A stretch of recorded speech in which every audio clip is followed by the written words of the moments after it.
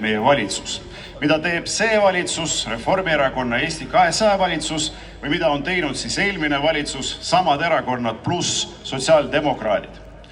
Mul on piinlik vaadata, kuidas siis Eesti majandus langeb 3. aastat ja valitsus tõstab makse.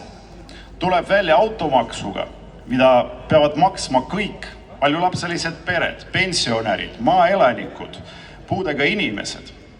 Mul on piinlik vaadata, kuidas põhimõtteliselt esimest korda Eesti lähiajaloos vähendatakse lastega perede toetusi ja soodustusi. Seda pole tehtud isegi 90-ndates, aga nüüd on see reaalsus. Mul on piinlik vaadata seda, kuidas tõstetakse igasuguseid kulusid ja maksavad seda kinni tavalised Eesti inimesed, samal ajal kui näiteks Lätis või Leedus maksustatakse pankasid ja nende hiigelkasumid. Mul on piinlik lugeda uudistest, et Läti ja Leedu konkurentsivõime kasvab hüppeliselt ja Eesti toppab koha peal. Ja kui küsitakse, et mis on see saladus, siis leedukad ütlevad, aga me teeme täpselt niimoodi, nagu ei tee Eesti.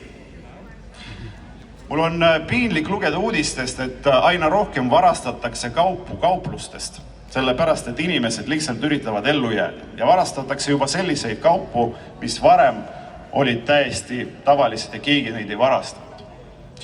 Ja kõige piinlikum on ausalt sellepärast, et need inimesed, kes peavad selle eest vastutama, et neil ei ole piinlik. Et nemad juhivad valitsust, juhivad riiki ja sinisilmselt räägivad meile, et tegelikult nemad hoolivad rahvast, nemad hoolivad inimestest, mis on loomulikult vale. Ja loomulikult, nagu ma alguses ütlesin, et see on see koht, kus teevad nemad ja piinlik on millegi pärast meil. Eesti rahvas ei usalda seda valitsust. Täna hommikul avaldati uued reitingud, erakonna populaarsusreitingud, mis näitavad väga selgelt, et Reformierakonna Eesti 200 erakonna toetus on 20%. See on poliitiline kriis, sotsioloogid ja politoloogid räägivad seda, see on juhtimiskriis ja tegelikult ainult üks viis, kuidas seda kriisi lahendada. See valitsus peab tagasi astuma.